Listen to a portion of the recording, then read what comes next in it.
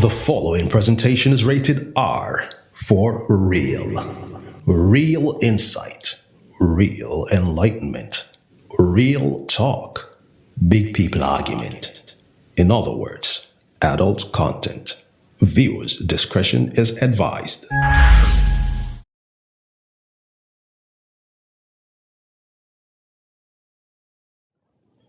Welcome to the Relationship Blueprint, Relationship Matters Edition. With yours truly, Sir the Love Philosopher, your guide to having a meaningful, loving, and lasting relationship.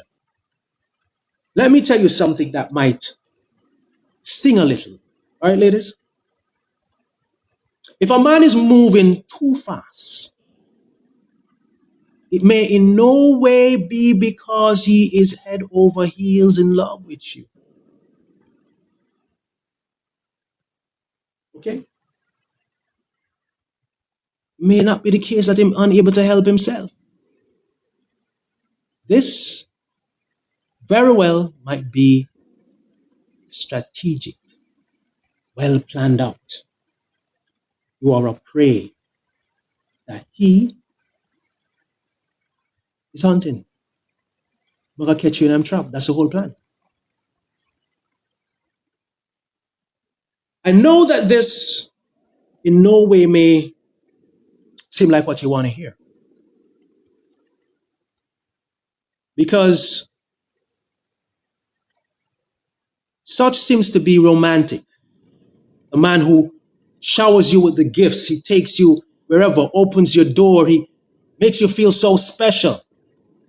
But for someone like me to tell you that, listen, that's all an act, you may not want to believe it.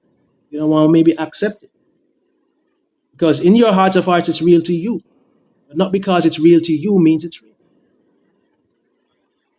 All it may be is the reel of a film, a movie reel. Okay? And you are playing a part that you never even auditioned for. I know we have been sold this idea of the whirlwind romance as the dream. But let me ask you this. What's the benefit of going slow? Just take it slow. There's a song that has something to do with that, but I ain't getting it right now. Ain't coming to me. But I can tell you this. The benefits of taking it slow, as Singer Percy Sledge would say, take time to know her. But in this case, as the wife said before I said it, take time to know him. What would be the benefits of doing this is 1, your safety, 2, clarity, 3, the ability to see the red flags from early out before you be put in that investment emotionally. And it's too late to walk away. I guess this is why David Ruffin and Bitty McLean, I just realized now why I say, gonna walk away from love before love breaks my heart. No, I get it. No, I guess this is what was happening with these brothers, all right? Now it makes sense. Okay. I think David Ruffin's Earth Day is this day too. To think of it. Huh? Oh goodness! Oh my goodness! Can I find a producer website? I should play 2 seconds of that. At the end, I'll play it. I'll search for it and I'll play it. But I'm going to play this at the end. I'm going to play it at the end. I won't let it interfere with the presentation. So stick around for that. All right. So let me move on to the devaluation phase. I'm done wow you. I'm done win you over, girl. I'm done have you where he wants you. To the point where you're isolated. He creates a system of isolation where no other man can actually meet the lifestyle that he has given you. He isolate you from family and friends. You're second guessing yourself because this man is so perfect. So is in no way you could be the problem. No, he could be the problem. So almost you are the problem rather. He's perfect. He's Neo. He is are the one. So let's look at the devaluation phase. This is the stage when the true colors start come out. So the love booming phase has ended. No need for wow you no more. You have your hook, line, and sinker. Because it takes so much energy for him to play the role of Mr. Wonderful, Mr. Perfect, for him to maintain this, he's gotten what he already needs. Him no need to play the role no more. You've become attached, you're vulnerable, and you're committed. So now comes the devaluation. No evaluation, the devaluation. Put a deep on it. Yeah, you need to evaluate. You need to go through the evaluation process of the devaluation. So let's look at it. All right. This is when the on and tail come out. This is when, wait a second now. Show me your true colors shining through. Yeah, the true colors start show. Now, it starts with the teasing stage, the joke stage, making such jokes, passing such remarks like, are you really going to wear that? It makes you look, make you look, yeah. So you get a little belly, you stop workout, get a little belly. Oh, you turn, Pooh, Winnie the Pooh. See, you have a little Winnie the Pooh there. Laugh at it, ha, ha, ha, ha, ha. Such things like, you're so bad with money. Good thing you have me, eh? Yeah. Babes, this not taste bad. You know, my ex used to cook it better. But you're getting there now. Don't worry yourself. You know, you might need to get you to a cookbook. It starts there, so. And when you express your feelings that you are hurt by these remarks, his counterattack is, I'm joking. Good God, he's so sensitive, he can't take a joke. Or, I'm just being honest. Would you rather I lie? You told me you don't like liars. So that is where the intel when him gather come back to haunt you. Yeah, when you think he's showing interest, he was just gathering intel.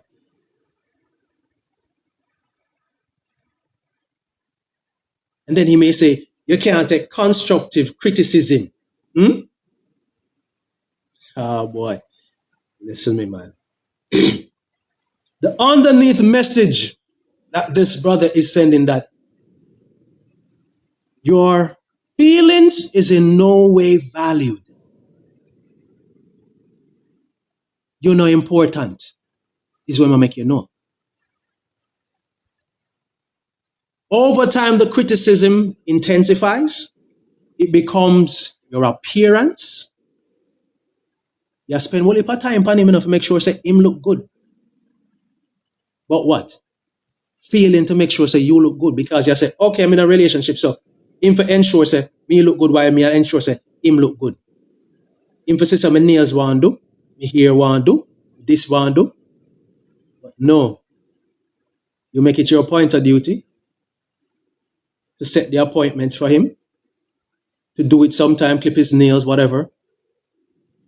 And you neglect yourself in the process. Sounds familiar, sister? Okay. So outside of such criticism as your appearance, start criticizing your intelligence. That don't make no sense. That's stupid. That's foolish. What kind of idea that? It gets to the level of friends. Then it reaches your parents. And it moves from parents to your own self-worth. And because you are so caught up with how he used to be, you think, what happened? What did I do wrong? What did I say wrong? How do I get back to that version that he loves? Listen to me. Listen good. You never did anything wrong. And that version of who you think he was never existed. It was a role that he was playing. So when the movie done, no need to play the role no more. And the movie ended when him hook you, hook, line, and sinker.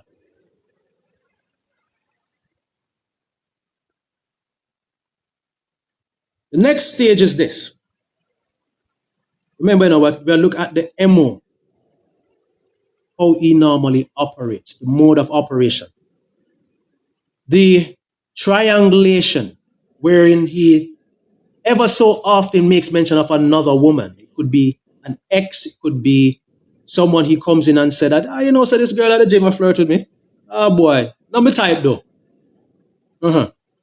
Or the co-worker who has a tendency to come and pat him on his shoulder. Always tend to bring in another woman. And he frames it as though he's not interested. But the message he's clearly sending to you is that, listen, no, say, we have options. He wants to keep you in check. I have options. So know your position. No, say, if you come out of line, there are other persons in line. Now you may find yourself feeling jealous, insecure, constantly trying to prove you're enough. Meanwhile, I'm a full joy, I enjoy every moment of it. Your anxiety feeds his untamed ego. Then there is the bait and swing mode of operation. This is where when he was in the early stages telling you that he's attracted to your free spirit tendency, your independence. Now it's a problem. When he used to say that he loved your ambitious, goal-oriented drive, state of mind, he now hints that that's not important. He's making you know that you're neglecting your real purpose. And guess what your real purpose is? To tend to him. You don't need to chase your dreams no more. And your purpose now is to serve him. Then there is the gaslighting phase, where gaslighting is when someone makes you doubt your own reality, make you doubt yourself. That's gaslighting. And this kind of man says things hurtful and have you question yourself. If you ever confront him, he might say something to hurt you. And it may not have to be in a loud tone, maybe at a very gentle tone. And one of the key things is, let me give you a scenario. Explain this as gaslighting. He says something and you call him out on it. And his response is, I never said that. You're making up things now, right? Or, that's not how it happened. You're remembering it wrong. He never yet say, I don't recall that being so, but you could be correct. He not gonna say, he not recall it. I'm gonna tell you, say, I saw it go. And over until you genuinely start to question your own memory, your own perception, your own beliefs, your own sanity. Next mode of operation is the lack of empathy that becomes so obvious. You're going through something difficult. It could be loss of a family member, close friend, a health issue, work stress, family crisis, whatever. Now, a healthy partner is going to grieve with you, is going to comfort you, and they will ask what you need of them in that moment, within that time. But a narcissistic man is total opposite. He's unavailable. He have something to do.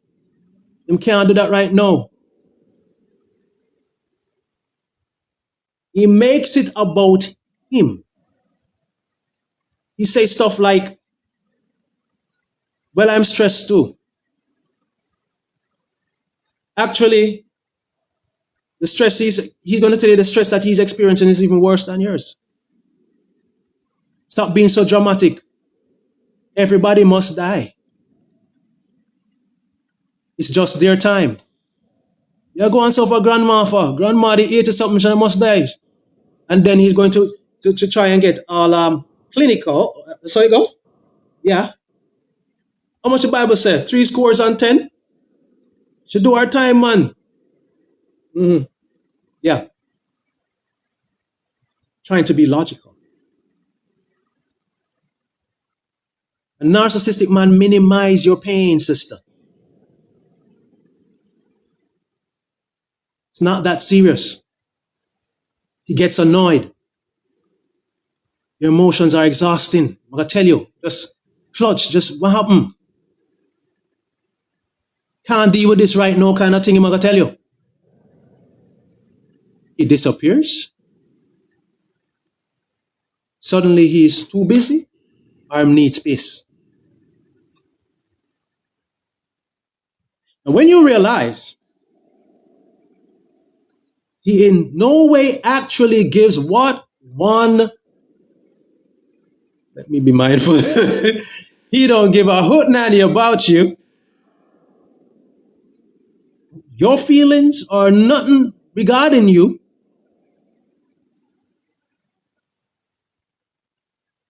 All he does is interested in what you can do for him. That time it's too late.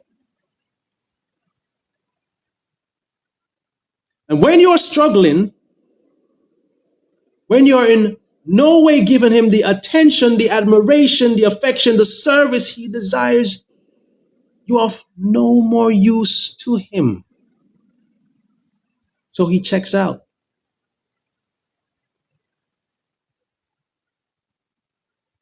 The next mode of operation is the control state. The control aspect of who this kind of man is, it got escalate, gets to that point.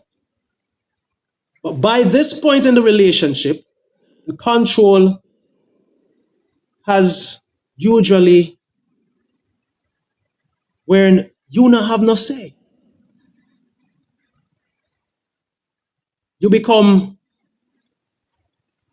in 5-year-old daughter. I'm not even going to say 10, 5-year-old daughter. All right? What's going on here? He needs to know where you are, who you're with, what you're doing ever so often. And he ain't no way checking up on you because he have interest. He want to know where you, he want to control you. He monitors your phone, your social media status, your posts, your email. Sometimes, overly, sometimes he doesn't know. Him do it discreetly. Oh, let me your phone now. Want to send a message to myself because I seem like my phone now work. What's that, love? He controls the finances.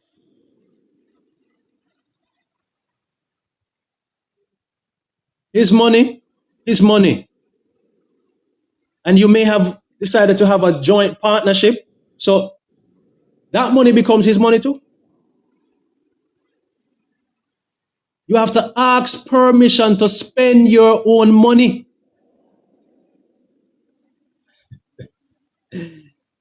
He dictates what you wear, who you see, where you go, when you go, what time you come home back, drop you off and pick you up too. Not because of any kind gesture. Now, if you push back, he pushes you with the silent treatment. Now, for physically do nothing, but the counter attack. Give the silent treatment, daze, the cold shoulder. He may get upset, he may get angry. He may threaten to leave, especially if there's children in the picture. Leave with the picture of them. I take the children and go. Or, there you go, as the producer wife said, he goes out and cheat and make known that, listen, there's another woman.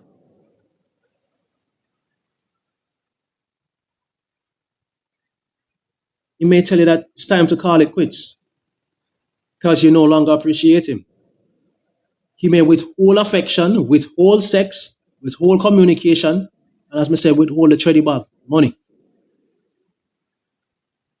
So the message he's sending at this stage is fall in line or suffer. Then there's the rage.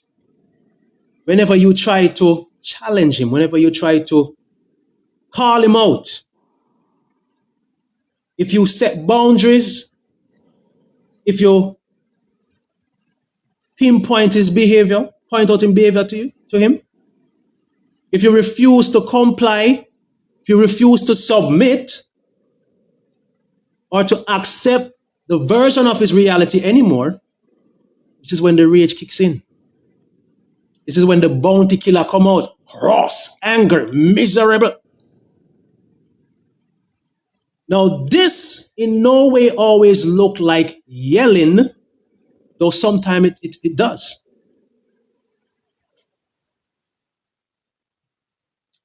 Sometimes it's cold, it's calculative, it's cool words that design to hurt you, cut you at the core.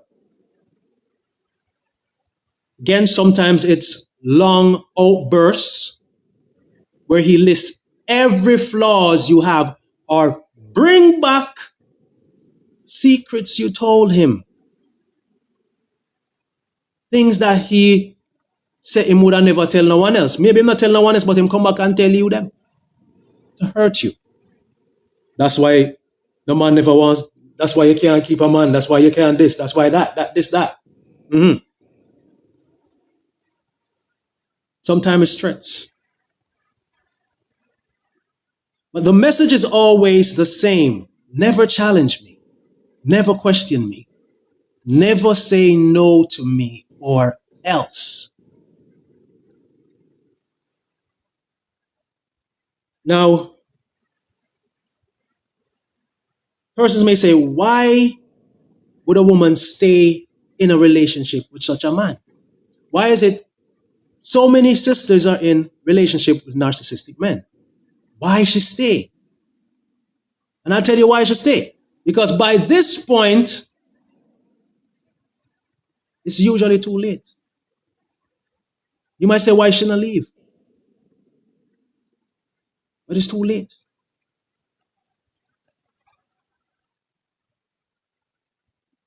I used to think that myself before I really comprehended these dynamics. But now that I know, it is in no way about her being weak. It is about the very specific psychological and practical traps that has been set. And these are the traps. All right? 1, the trauma bonding. the cycle of the high and low, the love booming, followed by the devaluation, followed by the brief moments of nice again. It creates a chemical addiction in the brain. It's similar to gambling. So she get hooked. She thinks she's in love. She's an addict to the feeling.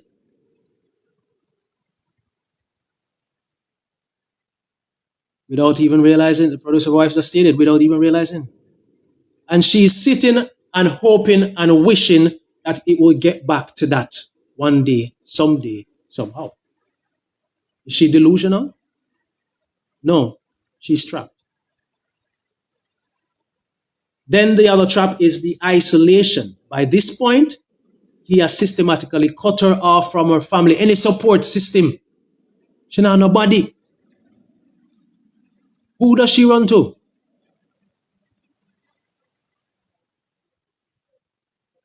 Especially when him paint a different story. It's a lambaster. Paint a different story to people. Because he's always supposed to be the good guy. So he is spreading propaganda on this woman. You know, she's not showing me as much affection as she used to.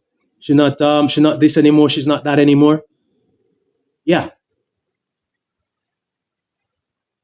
Now,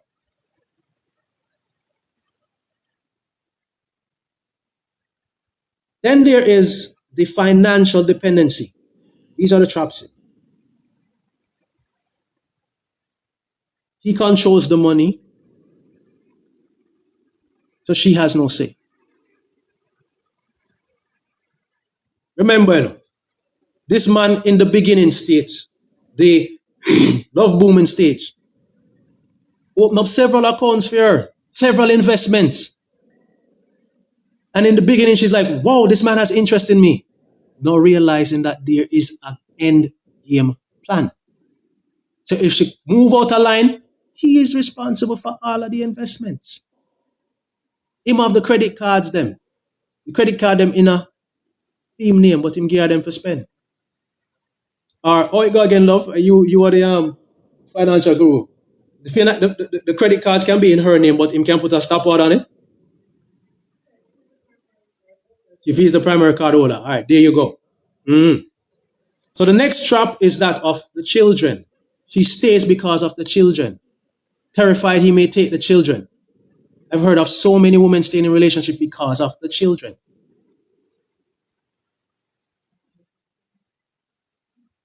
Or she don't want to start over again is another one. He invested so much time, her body, her mind. I want to go through that again. May end up, now man, he'll come around. Then there is the self-blame. That's the other trap that he has painted. He has convinced this woman that she's the fault. Are you your fault? Are you why? Are you caused this? You.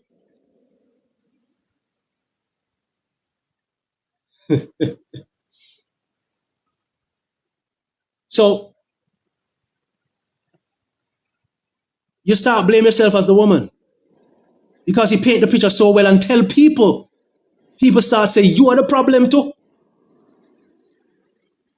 Him are the problem, you are the problem. Because everyone sees the other version of him. The mask that he wears so well.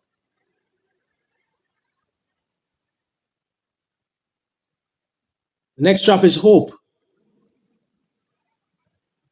Hoping that he will go back to who he was in the beginning. Then there's a trap of exhaustion. As the producer wife said it moments ago. Tired, can't bother start over. Can't bother start over. Tired. Making decisions, planning an exit, gathering resources. Yeah. It's too tiring. And then there's the fear factor that kicks in. May threaten you with the children one way or another. May threaten to kill you too.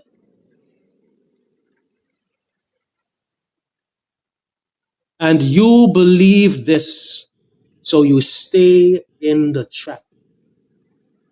The most dangerous time for a woman in an abusive relationship is when she leaves or when she tries to leave.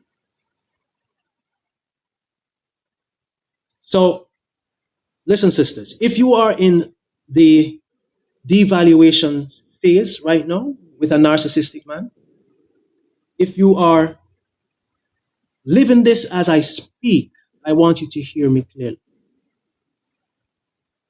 This is in no way your fault. And no, you're in no way crazy. You are in no way too overly sensitive, and you are in no way the problem. You are being psychologically abused by someone who is very, very good at what he does. And get it straight, you deserve better.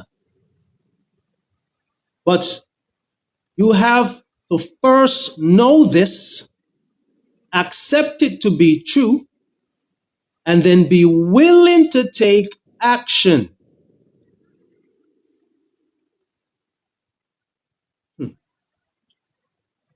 Now, before we get to what action looks like, I want to talk to you about something that we don't discuss enough. So I'm going to share with you quickly a story of hope.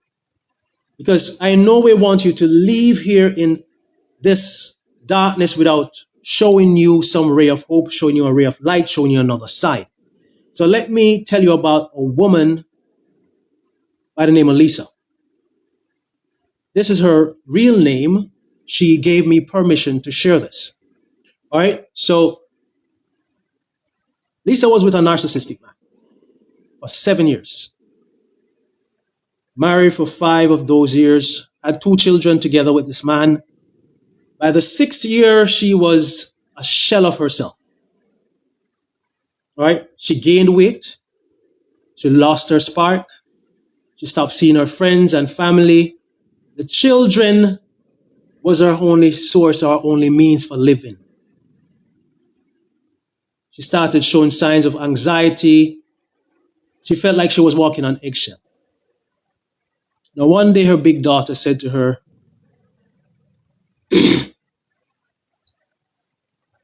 "Mommy, you've changed." This is when Lisa decided to start taking action.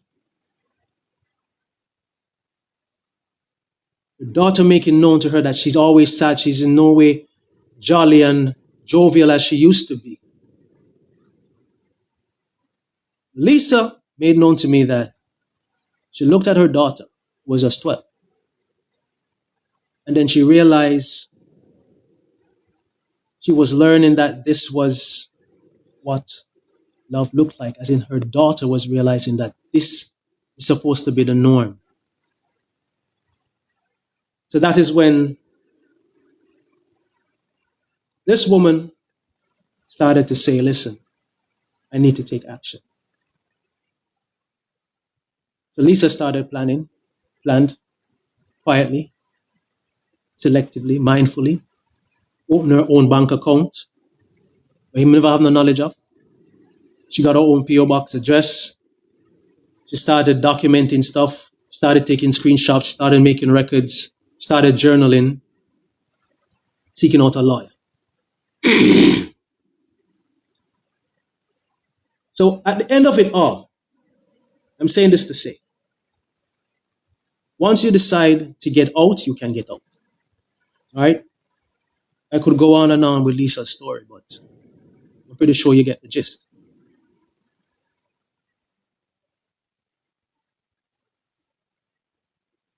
Lisa had to move wisely. As I said, we had to plan strategically. Had to move wisely. I'm telling you Lisa's story because I want you to know it is in no way impossible. It may be hard, may be challenging, but it's possible. All right? And on the other side of the hard, there is tranquility, there's peace of mind, there's you getting back yourself, your freedom.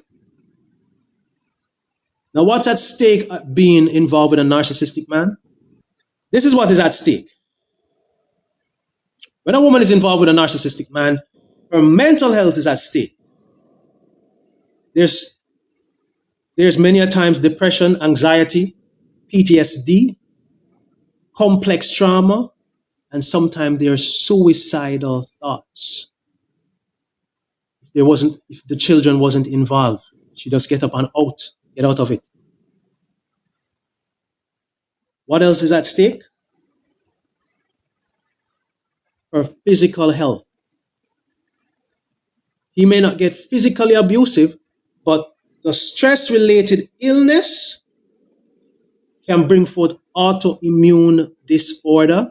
Dr. Shantz can affirm that. That's her field. She said yes. Chronic pain, sleep disorder, and heart problems. He may lay a finger upon you, but because he must psychologically abuse the sister, it starts affecting her physically. Then what else is at stake? Her financial stability, the debts, credit rules, loss of career opportunities. If him set her up, get the job, him can go tell boss man anything. Then the relationship, the isolation from friends and family, the damaged trust over years. Because after him isolate you from families and friends, how you going to go back and mend that relationship? Involved with a man 6 years, 7 years, and you isolate your friends and family for 6 or 7 years. How do you mend back that gap?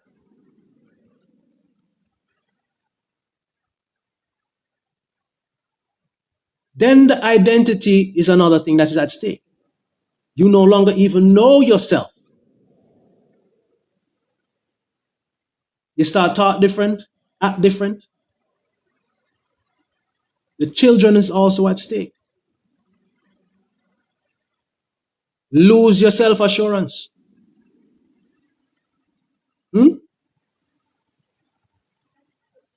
Wife is a confidence. Me likes a self-assurance. You lose the assurance in self. And then I said the children is at stake as well. Outside of the fact that he may want to take them from you, they are watching, they are learning, they are being damaged too. Because them are observe, them are learn. Children live what they learn. Thank you, wifey. So they are thinking that this is what a marriage ought to be.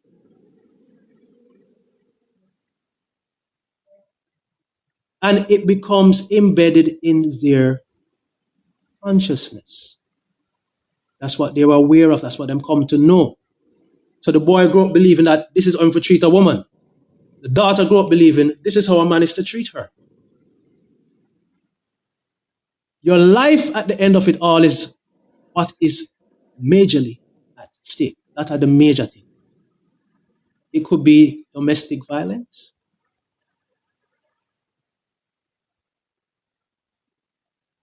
So many women end up being killed by their partner. Ever so often.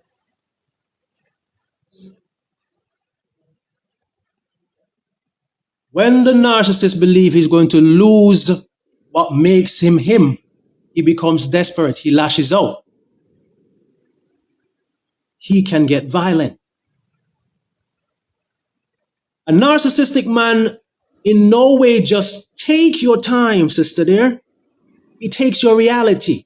He slowly dims your light until you're sitting in the dark wondering, who am I?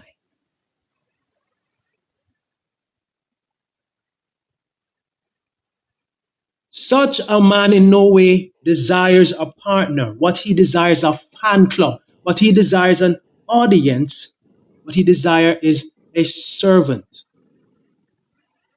And when you start functioning in such a capacity, he becomes, what would I say now?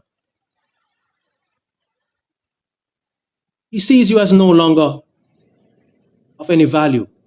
You become disposal. You become garbage. I know I'm laying no hard, but it's real. And as I said, the relationship blueprint is all about keeping it real. So if you're in deep, so deep right now, you need to pay attention to this aspect of the session. But these are the steps you need to start taking. 1, tell someone, a friend, a family member, therapist. Yeah, tell someone. Not suffer in silence. The secret of this, keeping this a secret, will keep you sick. The moment you start talking is a part of the healing. That's the first step of healing. That's the first step of getting out. The second thing is to document everything. Text messages, voice notes him send you, document everything. If you can secretly record him, secretly record him. Right? The next step is to build an exit strategy. Money, open a secret account if you can. Get someone to assist you with finding your own place.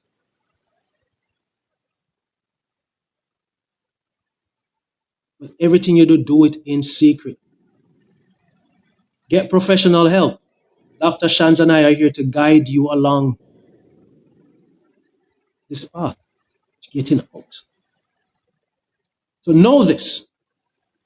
The most dangerous time is when you leave. So have a safety plan. As I said, tell people where you're going, whenever you are going somewhere. Always make someone know you're going to work, wherever. Get an accountability partner. Get someone who checks up on you regular. Build back that bridge with that friend or that family member. Bridge that. That's why I said don't burn your bridges. Cross back the bridge. And if you're healing, get trauma-informed therapy. Again, Dr. Shans and I are here to serve you in this capacity. Join a social group, if so be. The key thing is to educate yourself, get books, listen to more podcasts like this, do your research. But most of all, be patient with yourself, because healing is in no way overnight. Some days may be harder than some. Some days you may find yourself thinking you missed this man.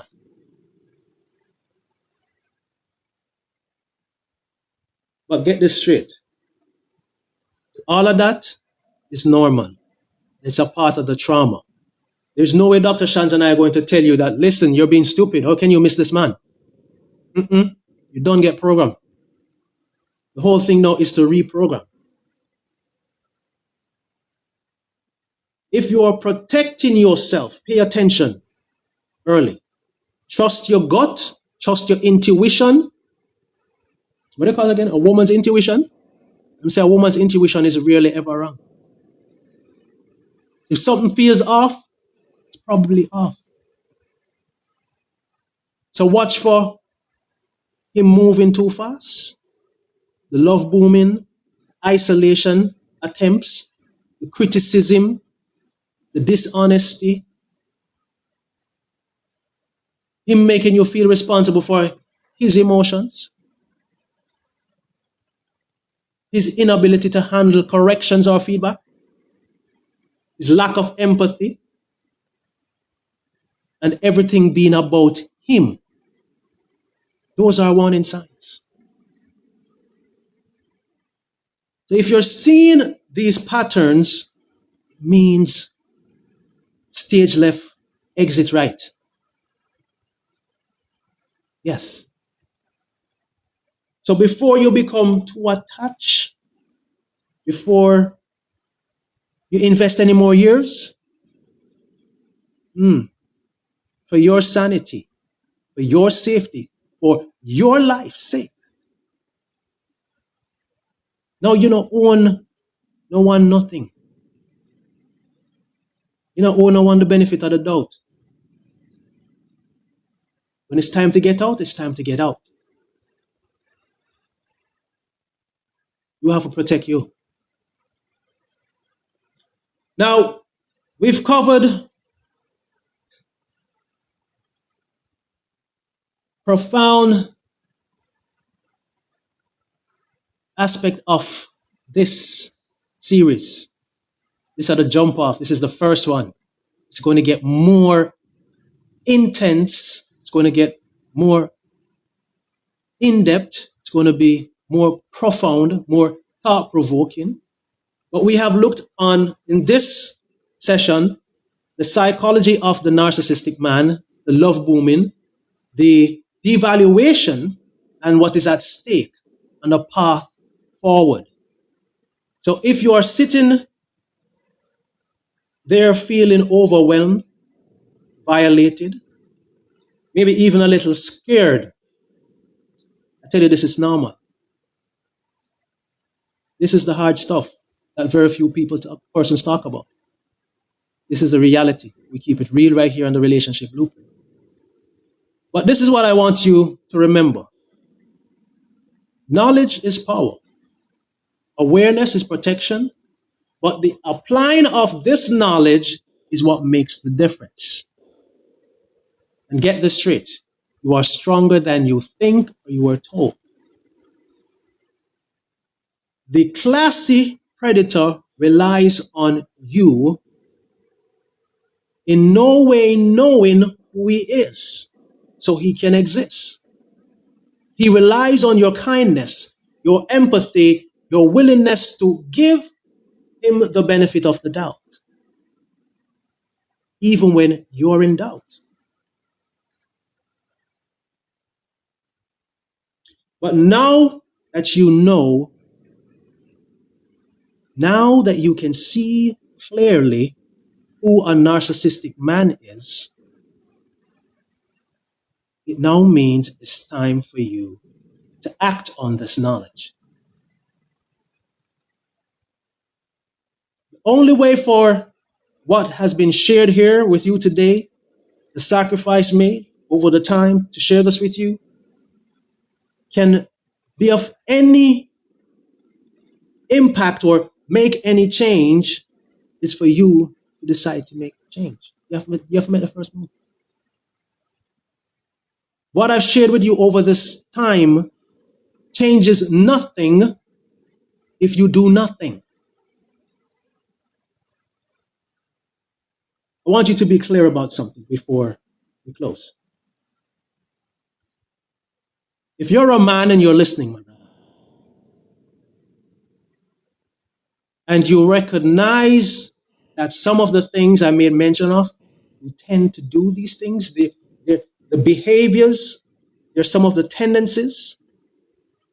This is in no way means automatically that you're a full-blown narcissist.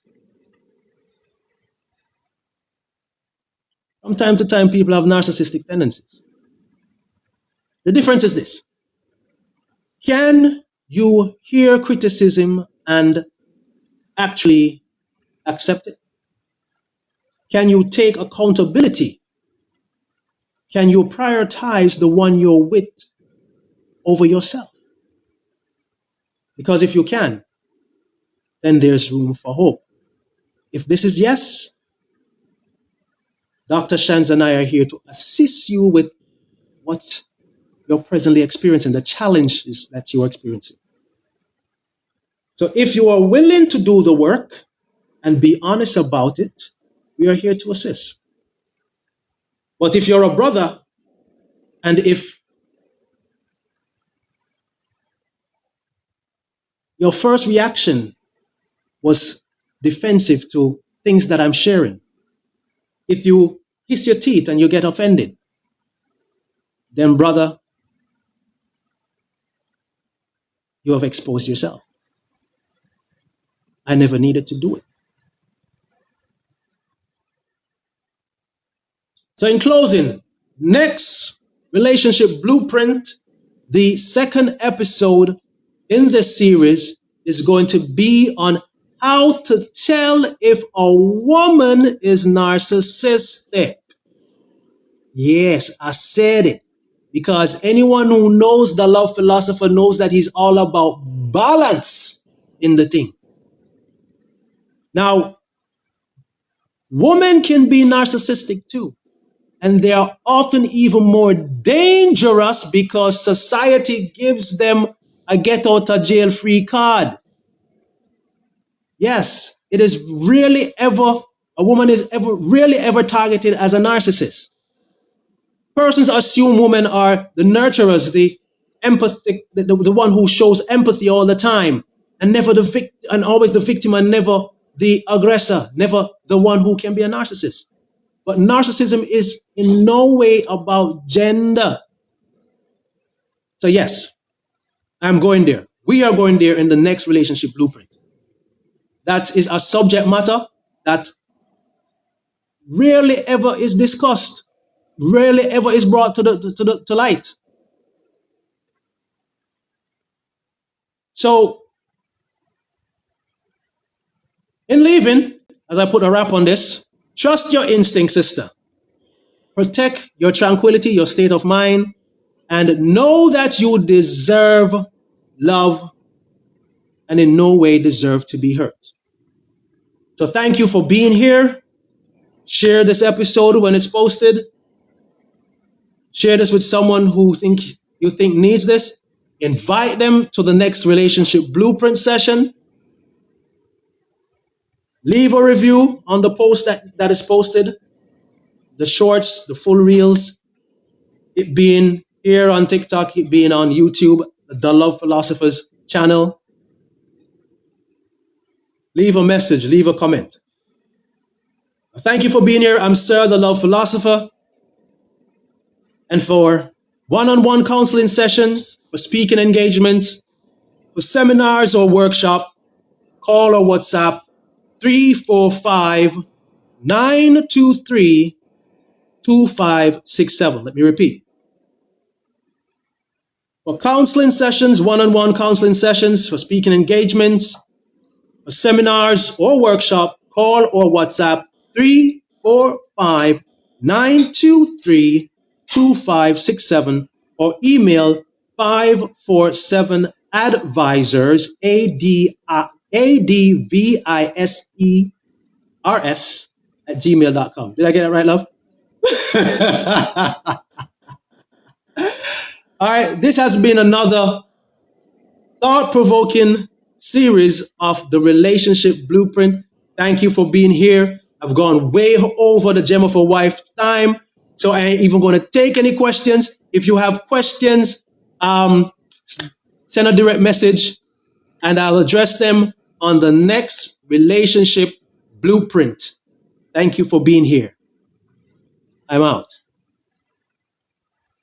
5, 4, 3, 2, 1. This concludes today's broadcast.